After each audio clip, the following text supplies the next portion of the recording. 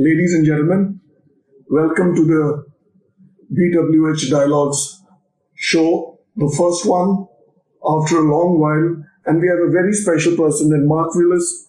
He's the CEO for Accor Group for the Middle East, India, Africa, and Turkey. And this is my in-person interview with a personality after more than 6 months. Call them the lockdown effect, but that's the reality. But this one is physical as we meet in person. If riches could be counted for abundance, Mark has them all, be it his education or his hospitality career of over 30 years, across geographies, brands, IHG, Sun International, Radisson Hotel Group, formerly Carlson Residor, Movenpick, and now Accor. And the Middle East is now your own backyard. You're based in Dubai, and top it up with Africa, Turkey, and India. You have a lot of excitement out there in the world's most happening region. Africa is happening, Middle East is happening, and of course, India. Of course, right? Turkey is there, but we'll focus a little more on India. Coming to Sebastian, under him, your global chairman and CEO. Yeah. Accor has been on an aggressive overdrive. Be it the corporation or a game, it is always nice to watch the action from the sidelines. Accor, what an organization, what a set of brands, locations, and a team you have out there working the boroughs silently but surely. I've been to Dubai. I've seen some part of the action. I've just come back. We shall talk about that. Accor in India is poised for much bigger things in India, right? I have a few questions that I'm going to keep rolling to you. Okay. Let's begin. Okay. First one. You came on board Accor's executive committee in September of 2018 with the acquisition of Movenpick. And in October 2020, your scope was expanded with the addition of India and Turkey. As the CEO for India, Middle East, Africa, Turkey for Accor, how do you see the potential prospects of this region? And what is the uniqueness of this marketplace? Firstly, thank you for the very warm and positive welcome. I love the word riches. My career, and you mentioned 30 years, and I think it's 40. I'm definitely not getting any younger, that is for sure. And I've spent the majority of my career in the region, whether it be Middle East or Africa. The majority of it has been here for sure, and the highlights have definitely been here. And you are right; it is a region of opportunity, wonderful growth in the key locations. Not just everybody thinks immediately of Dubai and Saudi Arabia from a growth perspective, but look at India from a growth perspective, look at Africa also. It's always been a world of opportunity here, no more so than here in India. If you look at inbound tourism and outbound tourism, it's been a wonderful journey, especially over the last 10, 15 years. It's been super to see. Brilliant. Like I did say, your career has been rich and endured over the last 40 years, right? If you will throw some light on your journey, it could also be good to have you share some memorable experiences in your journey so far. Also, what have been some of your most admirable achievements and challenges? I mean, it's a huge question. I don't come from the normal background of a CEO, per se. I quickly say I come from the kitchen, but actually I started my career in stewarding at a hotel. So I come from base level, but an important level. Without those key functions at a hotel, nothing works, of course. So I've definitely come up through the system, failed to finish school, didn't pay enough attention. Do you have a Bill Gates there? No, I wish. No, I think I came into the hospitality industry, into the hotel industry. I loved it from the word go. It was an amazing journey. In my young career, I was fortunate enough to enter the industry in London during the food revelation that was going on there at the time in the 80s. Lucky enough to work in Michelin star restaurants and some fabulous hotels in the city. Grow out of that highlight definitely working in those key locations, moving from the kitchen, my first general manager role, unbelievable. I couldn't believe that I'd got to the position of general manager. Completing my MBA, especially after not completing school. And generally, I think key highlights from a career perspective, the wonderful locations I've been able to work, whether it be in Europe, Scandinavia, Asia, and of course across the Middle East, Africa. Unbelievable journey. And this is something that's very inherent of the hospitality industry. It's a transient industry for the most part. Many of the people that work within the industry travel globally. It's a wonderful career opportunity. And once you get in, once you dip your toe in, you're in, and it's very difficult to get out. That's for sure. Absolutely. So the one takeaway from your response is, for all the wannabes who want to carve a career for them, not just in hospitality, you've got to move. You've got to move geographies. You've got to move industries. The ones who get stuck. Yeah. Right? So you've done so many geographies, and that in itself is huge education. Of course. Right? Of course. So not just levels, not just organizations, but move. I'll come to my third question. Sure. Accor has a rich and varied portfolio of brands across luxury, premium, upper upscale, mid-scale, economy, co-working, and entertainment. Right? Tell us more about your current portfolio and the ones in pipeline. Also, please explain the growth that you achieved since you took over. Yeah, I mean, that actually has been a very interesting journey. I think I joined, if you look 3 years ago, we were 160 or 170 hotels across the area. And then you've got the acquisition of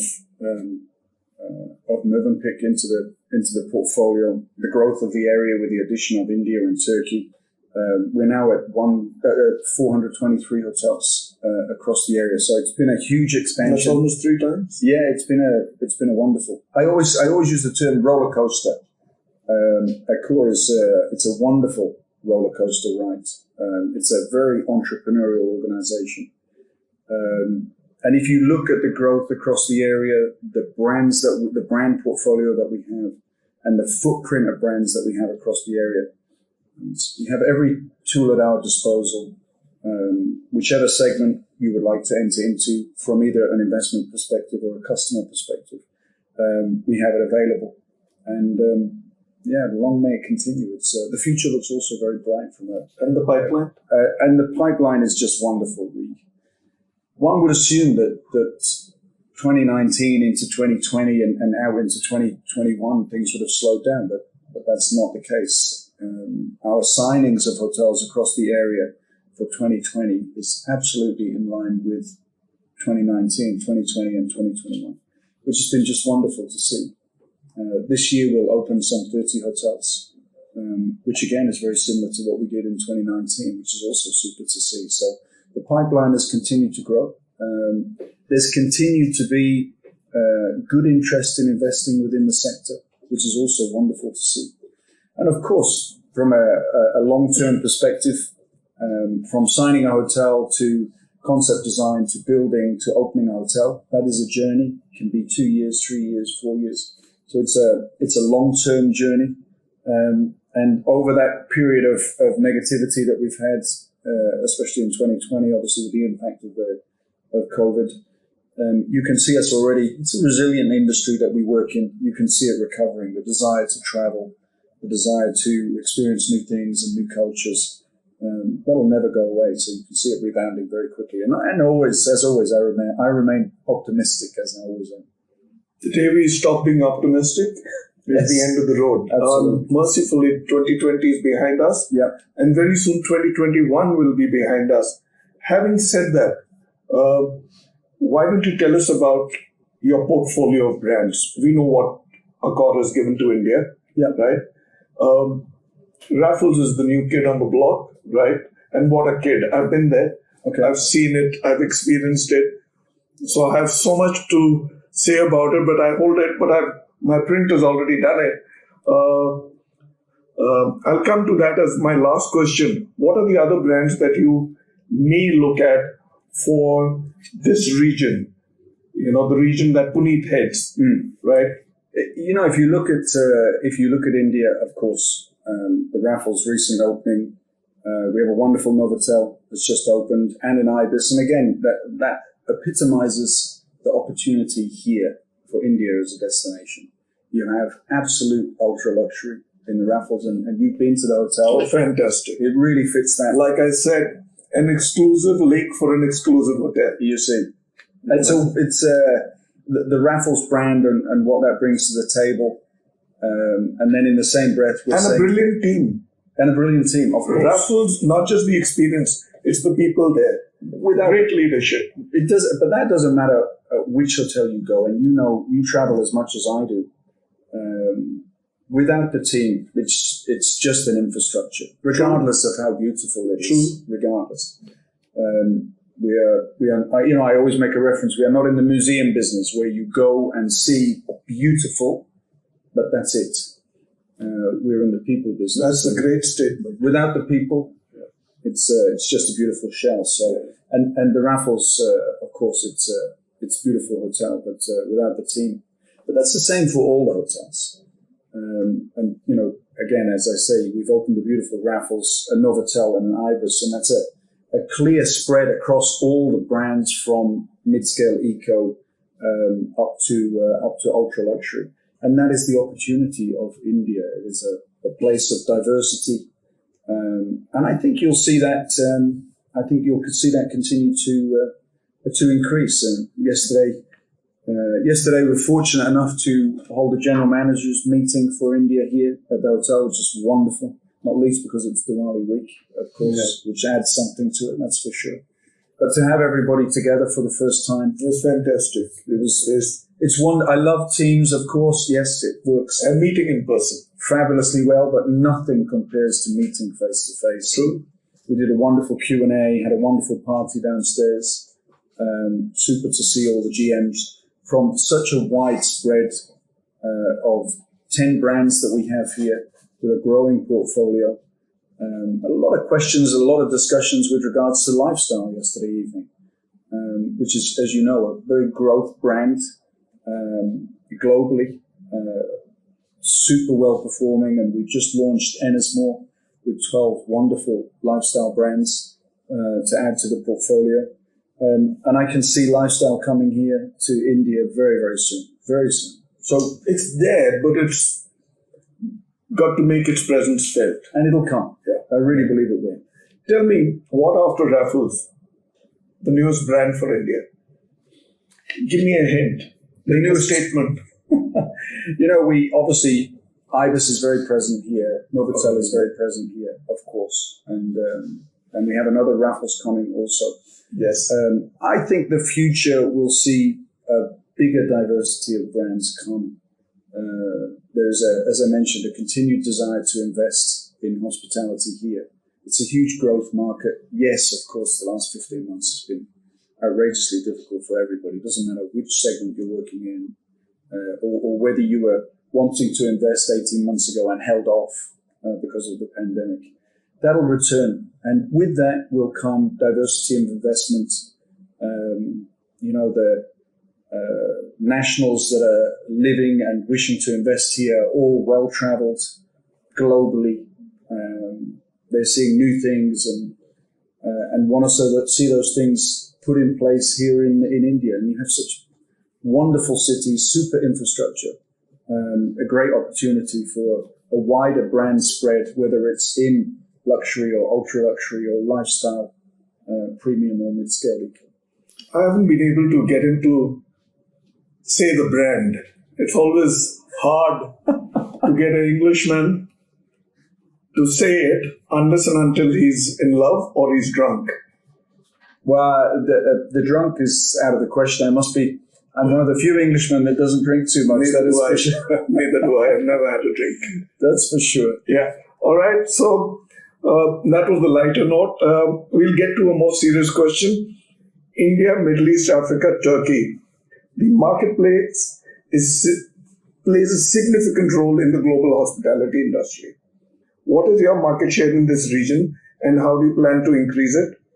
if you can share some country-wise brand, hotel keys, brand-wise pipeline, some details. Okay.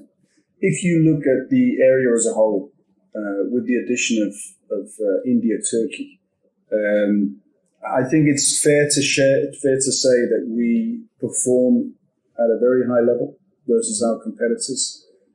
Across the entire area, I have a RGI that well exceeds 110, and RGI is a room generation index, which looks at where you sit versus your competitors from an occupancy and rate perspective. And we do very well without going into too much detail. Yeah, no, I appreciate it. We can come back to the love and drunk maybe.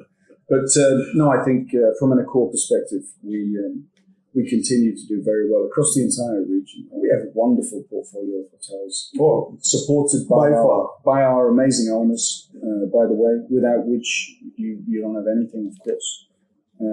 Our owners, our business partners. We're going to talk about that in detail in another question. Okay. About the owners. Okay. Yeah. Okay. No, I mean, as a general, I think Accor performs very well there. Despite the backdrop of the pandemic, Accor continues its global expansion march with its luxury raffles across different destinations. How do you see luxury hospitality evolving in the current scenario, and how promising is the luxury market for the future? It's a very good question. And obviously, as we come out of the pandemic, there's a lot of, and we are guessing, again, I'm 40 years in the industry, believe me, we are guessing. If anything, the pandemic has taught us it is our inability to understand or foresee recovery and what that trend will be, etc. One thing is for sure, we are surprised, positively surprised, at the way, for instance, the raffles has opened. It's exceeding all expectations, I have to say. Yeah, absolutely. I'm with you on the wood touching. The desire to enjoy luxury, have a luxury experience, whether it be the norm for you or whether it be a very special occasion, that is definitely there. It's been super to see the raffles open. So from a luxury perspective and from an ultra luxury perspective, no more so in a location such as India, there is a real desire to experience that, whether it be, as I say, on a regular basis or as a one-off for something special. And you can see that across the entire area, I have to say. Luxury is still in really positive demand. And also, I mean, if you were to look at the pyramid, we all start from there, from the bottom, and then we all want to go up. Sure. So do the people who've started seeing hospitality from the economy, they want to go up, up the scale. Sure. So luxury and ultra luxury is where they want to be as an experience for a holiday. 2021 has been tough across industries, right? But tougher for hospitality, travel, tourism, F&B, and with a telling effect on the financial projections and investments that have been sold. How do you see the current trends in occupancy, RevPAR, ADR, and when do you see an eventual U-turn, if not a V-turn or the hockey stick effect, right? When and if at all? I would have rather you didn't add the if at all at the end. Yes. But of course it's a relative point. Listen, I mentioned already, I'm a hotelier. I'm in general a positive individual and optimistic. If you look at where we sit today, effectively we're 40% over last year. Okay, that sounds like an amazingly high figure, but of course you come from an amazingly low base.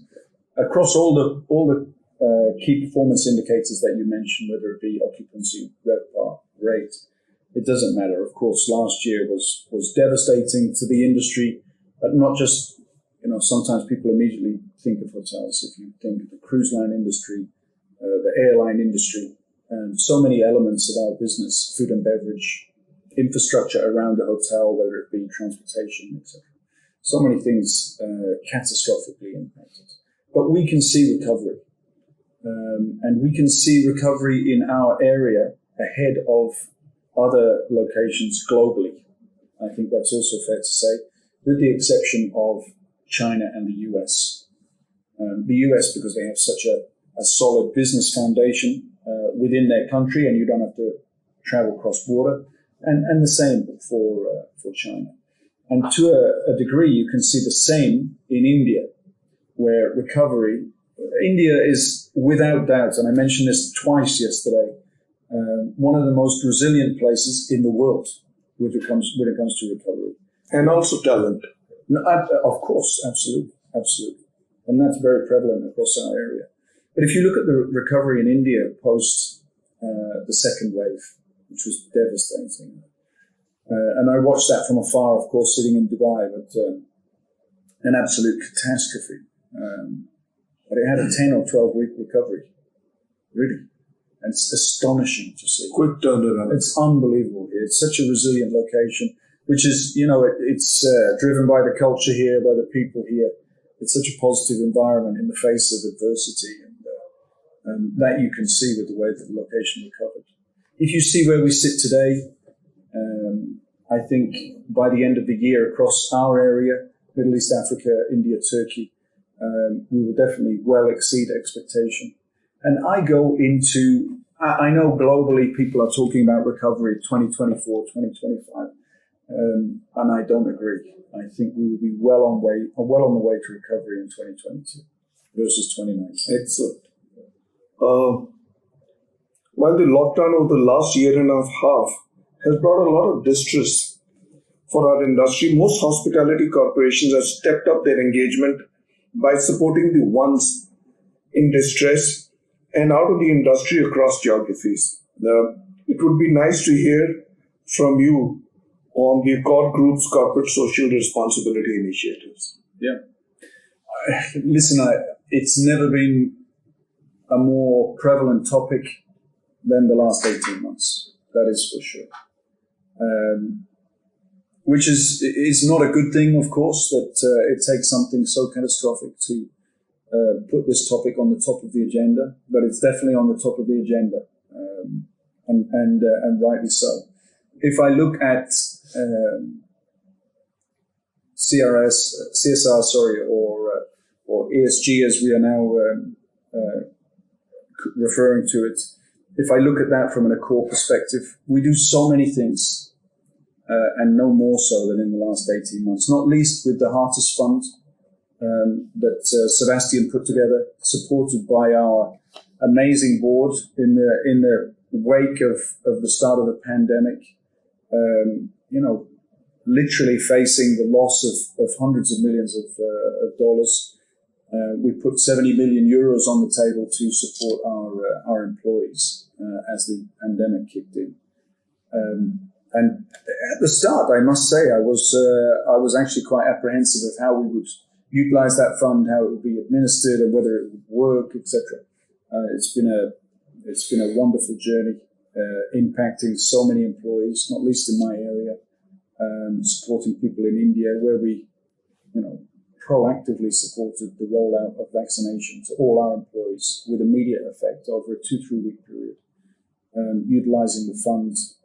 People that have been impacted through earnings or loss of employment, paying for medical care, and the fund has been well used. I think we've used $6-7 million, $8 million across our area, and impacted here in India close to 3,000 employees, which is over half of what I have here. So those type of things, I think, from an Accor perspective, have been a real focus over the last 15-18 months, and like I say, rightly so. And long may it continue, by the way.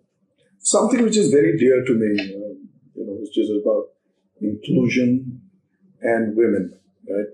Our world is finally coming of age in the matter of diversity, equity, and inclusion.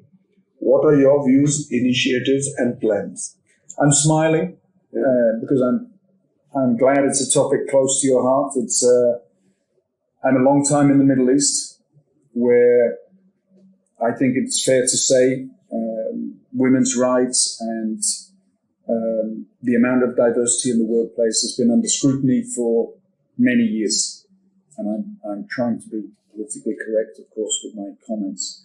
But I have to say it's, and here in India also, by the way, it's very positive to see the turnaround from a relatively short period of time. If I look back 10 years, I appointed the first female general manager in Saudi Arabia, and I remember at the time the trouble. That is brilliant. I remember. I can remember at the time In Saudi general manager. the first. That's unheard of. And it's an interesting one because it's 10 years ago, maybe a little bit longer, maybe. But it's a relatively short period of time. I understand. We're probably That's a statement, actually. and at the time it was not a particularly well-received statement, as I recall. But if you look today, it's a totally different world. Oh, yes, it is. Not just in Saudi Arabia, but in other locations. Dubai is the torchbearer. And, The of course. UAE. Absolutely. But I'm smiling because as I mentioned, we had this general managers gathering yesterday. We did a wonderful Q&A with some killer questions from the Indian GM fraternity, which was interesting to see. They grilled me heavily, which is good. But we did a pre-meeting where we all got together for tea, etc. And I was interested to be introduced to 3 new general managers, newly appointed in the last months. And out of the 3, 2 were women. And this is a very positive step. Without that diversity, especially in the GM infrastructure, you definitely miss something. So it's wonderful to see that we've got a very solid pipeline of ladies coming through the system. Excellent. Making it up to GM or head of department. Because invariably that's the future, and diversity and inclusion is, of course, a critical thing. One big cornerstone of any successful hospitality corporation is your successful relationship with the asset owners and value creation for your stockholders. How do you create value for your owners and all the stockholders, and what are the plans going ahead? This is an interesting one also.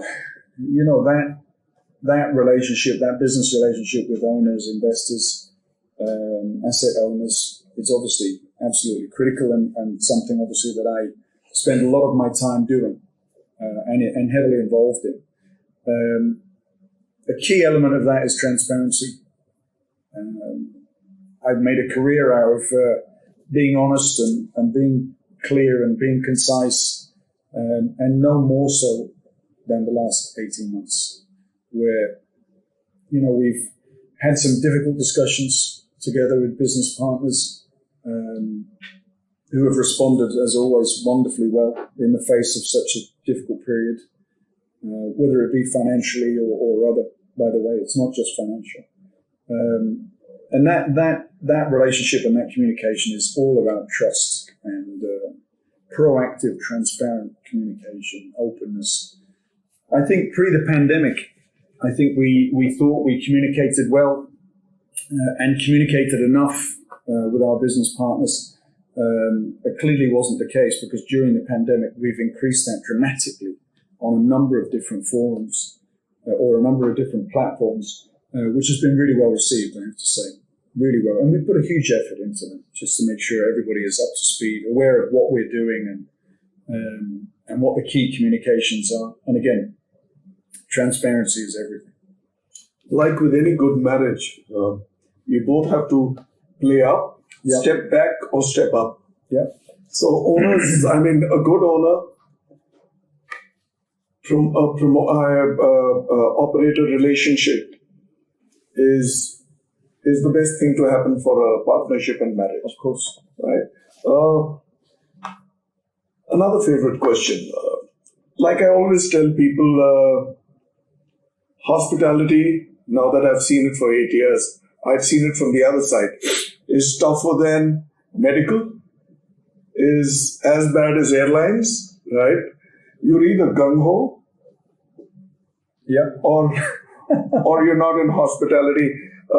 Human resources are that pillar without which all plans can go down south, and the future can be challenging across levels. How do you keep your team engaged, motivated, and making them an asset, creating a strong relationship, a talent pool, which gets you to occupy the coveted pole position and hold on to it? It's a big question. And I made the statement before that people are everything in our industry. And you make a reference to some other industries. One thing is for sure, we are in a very, very vibrant, emotional, wonderful business sector.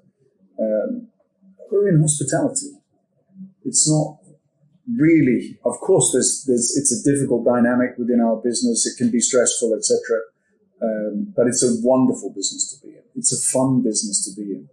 And if you can create that vibrant and fun working environment, which for me is what it should be, that trickles through at all levels. And it's everything for our business. And as a guest, and again, you know that as a well-traveled individual, you can feel when you go to a hotel if that is in place or not. Absolutely. And it doesn't matter whether it's luxury or mid-scale eco. You come to this a super hotel. It's a very business-driven hotel, close to the airport. You would, I think, come into the hotel expecting some kind of overly structured, systematic service level, and that is not the case at all. There's a lot of smiling people here willing to assist and help. It's not mechanical. Not at all. Not at all. And it's a big hotel. It's a Novotel. We're not talking about ultra luxury. It's huge. I mean, I was taking a drive around when my car was dropping me here, right? So you actually spin around the hotel. So you have the Pullman. Yeah. You have the Novotel. You have the commercial block. You have the residences. Yes. Right? It's perhaps the biggest property here. Mm. Yeah. So, but you when you come into the hotel, you can feel the vibe created by the leadership team at the hotel. oh, absolutely. People are empowered, positive, smiling. I had a security gentleman yesterday. I had to take a telephone call in the middle of the party last night, where I stepped out from this wonderful courtyard area at the hotel, and I stepped out, came through the door into the lower lobby, and finished my call and went to go back. The security guy opened the door for me and he said, "I hope you're enjoying the party." Okay, of course he can just open the door, will be wonderful, of course, or not, as you may receive in some locations from a security gentleman. It's not his job to open a door. It's definitely not his job to proactively ask me, am I enjoying the party? He just makes it lighter. Absolutely right. And that friendly level of service, very prevalent in this hotel. And that's the culture we're trying to create across all our hotels, regardless of what segment they sit. Mid-scale, eco, premium, luxury, doesn't matter. Over the last year and a half, I have noticed a significant change. I mean, Accor was always upper crust, right, top of the pyramid. But there's been, with the leadership change, with the advent and takeover by Puneet Dhawan, I see that chutzpah, right? That sense of positivity which has come in. I mean, you have the riches of talent here. It's been, and of course, you taking over India. So, well, I don't know. Yeah. As always, sometimes I believe leadership is a little bit overstated with regards to an impact. There's only so much you can do as an individual, really. And it's not a corny comment I make. You're only as good as the security gentleman downstairs that opened the door for me. If you can, like I say, if you can create a culture where people feel empowered and positive about the business that they're doing, that'll always reflect in the performance of the business, commercial, service, quality, all those vitally important elements of what we do. Puneet and the team here, and the GMs across the region, across India, and the teams underneath them, That's where you make or break within our business. But there's definitely been a change, and again, I would agree with you. I think Accor, from a brand and positioning perspective, has always been up there with the other key brands. But I think especially now, the last 18 months, I see the way that we have. And when I say we, I'm not talking about me. I'm totally humbled by the way people have handled the pandemic. Look at what the team have done here in India. Oh, absolutely.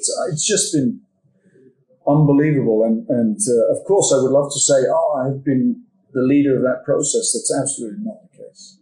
I've been well informed by my wonderful people on the ground of what we are doing to make what has been a terrible situation better. And that's something that that information I've received with open arms. It's been wonderful to see how people have responded in the last 15 months. Really, really wonderful. That's so reassuring. Yeah. Coming back to business, MICE and large groups, along with grand Indian style weddings, if you may, are an important part, if not a very big part, of an asset's success. Yeah. Your views and how do you plan to get them back? This is a difficult one.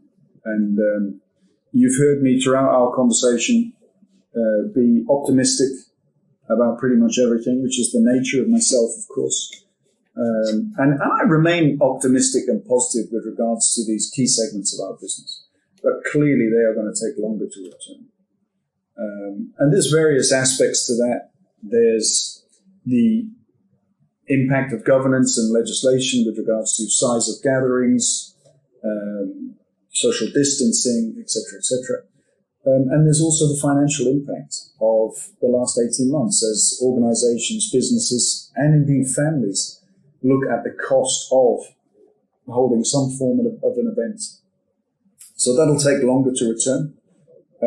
Do I believe it will return? Absolutely. Absolutely. I attend this event yesterday evening. We're 55 people, 60 people. It was very interesting to feel the absolute vibe, positive vibes in the venue. People were so glad to be together.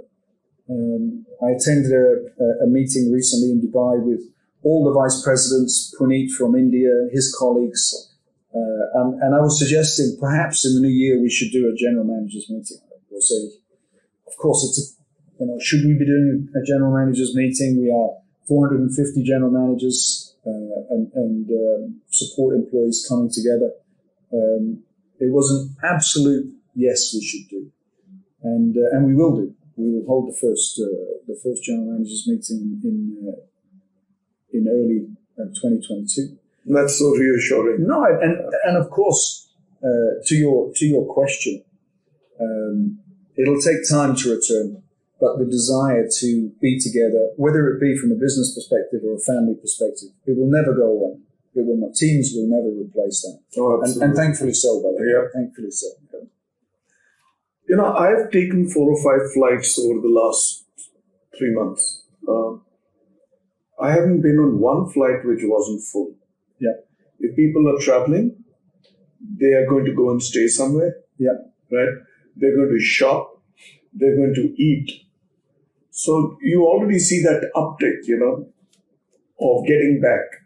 I think there's a lot. Like I said, I was in Dubai, right? The Dubai mall, the streets, the expo was all full. The restaurants are all full. I mean, I must tell you, at which restaurant was this? I've had to eat at a few places. I had to wait for almost half an hour. Yeah. But if you look at Dubai as a destination, of course, Expo is going on, but Dubai is very much in line with 2019 already. Oh, yeah, absolutely. And to be fair, they've handled the pandemic very well. For a significantly low level of population. So it's an ideal state. No, of course. But they've handled it well. Oh, extremely well. They've kept borders open as appropriately as they could. Yes. And it's been very, very positive to see. And again, if Dubai is anything, it's an example of where we will go over the coming months. And I say months carefully because others are suggesting it'll be years, and I don't agree. I see a much more positive return to normality. I believe meeting and events will take longer, and big congress will take longer, but travel and the desire to travel, as you've noted on the occupancy on the planes, and myself also, I've been flying recently. You can see it returning, of course. The other important part of our session today is where we are, from your Teams and your Zooms, the entire digitalization, right? Digital disruption across industries, and more so in hospitality, travel and tourism, are now the paradigm. Yeah. Right? Your views, and how do you get the regions under your charge to come on board horizontally and vertically? I attended the investment forum in Riyadh recently with Sebastian, our chairman and CEO, and he did a very interesting panel on this topic, along with the CEO of Zoom or CIO of Zoom, and it was interesting to hear some of the figures that were quoted, which I don't recall in absolute numbers. But of course, there's a new dynamic of working from home and using various different digital platforms to work from and interact with. That has increased dramatically over the last 12 months. But there was a very high percentage of people that, yes, they want to have that flexibility. Yes, it is a new paradigm, but not necessarily working from home. And if you're not going to work from home, you need to work within an environment that's available, open, supportive of what you're doing from a work perspective. And we can see that is already going to be hotels. We are open 24 hours, along with hospitals, but I don't see many people wanting to go and work from hospital, that's for sure.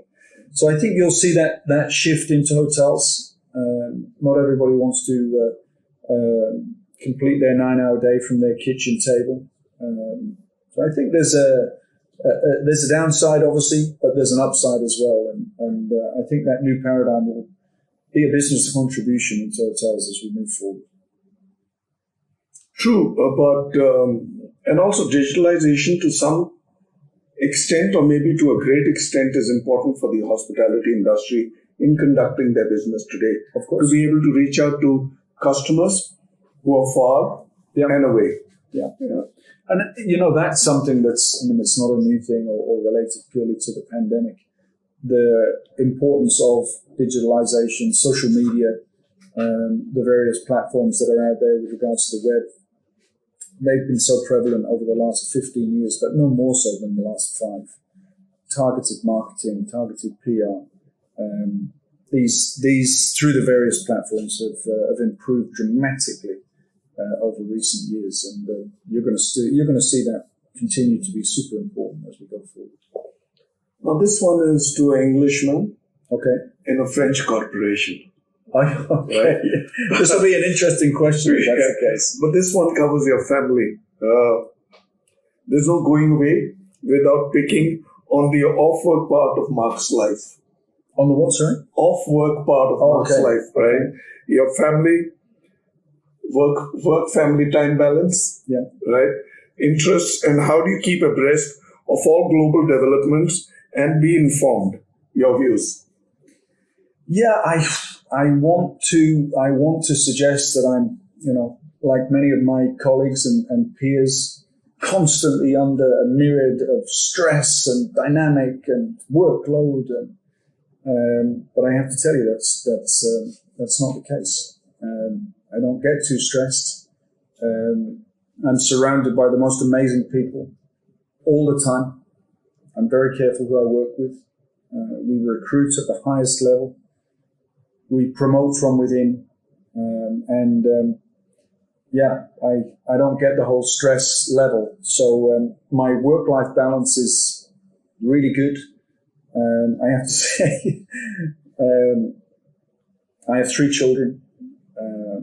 Of course, my family is above everything else super, super important. And, team members have heard me say many times, so I don't mind saying work is important. Really, it's really important, and I love the industry that we're in. It's super important, but it's not that important. We're in the hospitality industry. We're not nuclear scientists. Absolutely. We're working in the most blessed industry globally, that's continued to grow over the last forever, above and beyond other sectors, all sectors actually. And I feel humbled and proud to be within the industry. It's not something that's causing me huge amounts of stress. I love what I do. I definitely don't allow anything work-wise to impact the family. My work-life balance is good. I'm a keen photographer. I like social media. I like to enjoy myself. I like to eat. I'm a chef. I like to cook. The industry allows me to work and play within the same infrastructure. So it's all good. I don't have any issues there at all, actually. So let me pull more out of you from this Englishman, right? Which is pretty much common between we Indians and the British as of course, soccer, yeah, or cricket, or is there something else? No, soccer. I'm a devout Manchester United supporter for many years. Do you at all follow cricket? I do. Cricket is a religion in India. No, it's I do, and again, I'm here in the region for 25 years, and India is my second home. If there's two places I truly love globally, and I've traveled 85 countries, 126 flights in 2019. I travel a lot. It's India and Africa. They are the two places close to my heart. So, awesome. So if they're the two places close to your heart, Africa is definitely rugby, and India is definitely cricket. But I was trying to avoid the cricket conversation. It's happening in Dubai. Yeah, I know. No, I told his son, I said, you talk to me about anything except cricket. I know that you don't want to talk about cricket at the moment. Come on, not this week. Not this week. If it's any consolation, you guys lost the cricket, but from a Manchester United perspective, we got beat by Liverpool. Can you imagine? So I don't want to talk about football either. It hurts. So tell me, you started off in the kitchen, right? Quickly, your favorite cuisine? Now I'm going to answer terribly, and I apologize because it's going to sound very strange. My favorite cuisine is Indian. Are you serious? It's the most wonderful. Not the curry. It's the most wonderful, super. If you are from the kitchen and you are a chef, you understand very quickly how complex Indian food is. It's super complex. One element wrong, and it's just mediocre. Yeah. Mediocre. The other thing, and again, I'm sure you will agree with me, it doesn't matter what you do or where you go, you never eat Indian food as good as you can either in your home or from the street. Try the street food here in Delhi. It's amazing. Amazing. Have you tried? Many times. The only way to see Delhi is not in a car. You need to get out on the street and walk.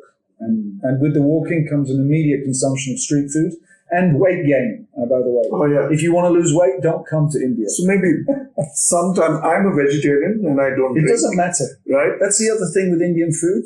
Whether you eat meat or you're a vegetarian, unlike food everywhere in the world, here it doesn't matter. As a vegetarian, you can eat amazing. There's such variety. Amazing. Maybe one day I could get you to walk the old Delhi streets. I've walked Old Delhi, but I would love to do that. Yeah, so I walk you around the various joints. Do you get to cook at home? All the time. Do you? If I'm there, I cook. If I'm not there, no, but if I'm there, I'm cooking. I cook. Awesome. If not a chef and a hotelier, what? Was this your first choice? It's quite interesting. It's a regular question I get, and my answer is a relatively poor one. Really, I cannot imagine not being a hotelier. I entered my first kitchen age 12, started work when I was 14. I couldn't do anything else. Not at all. I love what I do. Oh, this is beautiful. I mean, I know very few people who actually love what they're doing. Oh, yes, I agree. So I agree. that solves 3/4 of. I think hence the stress level. Absolutely.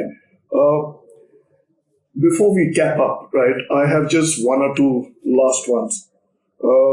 When do we see you come back and head to the Raffles? It's a beauty. Yeah, I mean, that actually is an interesting one. I think just before the pandemic started, we were in the midst of planning an 18, 20-day tour of India with some of my key team members who don't know India so well.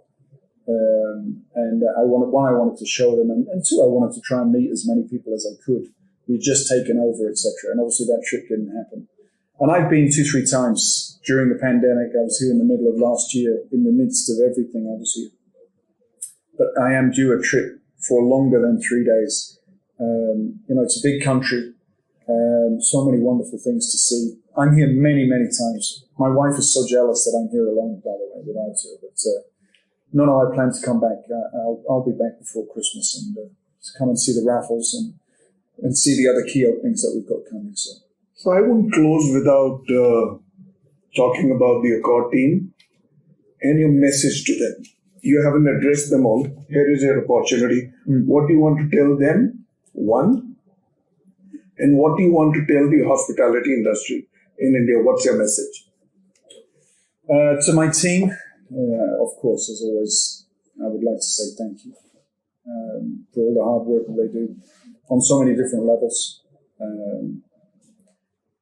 Often in difficult circumstances, especially over these last 15 months. So a big thank you to the team. And I try and look forward positively and would ask everybody to do the same. If you look at my LinkedIn, which I think everybody else or most people take a very formal approach to, which I try not to, it says very clearly, we're in the making people smile business. And if I could say anything, it would be that. Life's too short for anything else. We work in this wonderful industry. If you're not smiling, you're in the wrong place. And if you're not making people smile around you, you're definitely in the wrong place. True. And anything for the industry? Be positive. It'll come back. It's returning as we speak. It's already back. It's coming. It can get better. And it's going to come with a wave. Yeah. As soon as flight corridors open and travel becomes easier, which it is already, and you've started to travel like me, that's improved dramatically in the last 6 months, actually. Things will return very, very quickly. Be positive. That would be my message. Mark, it's been one of the, I wouldn't say better, but most delightful interview that I've had. Thank you. And in person, it makes it even better. Yeah, of course. We shall have you back soon for bigger things. At BW Hotelier, we're planning a lot of big initiatives. After the first wave, we were on virtually. It's the second wave after which we cooled down. But we're coming back and we're doing bigger things. And hopefully we should have you and Celestian over.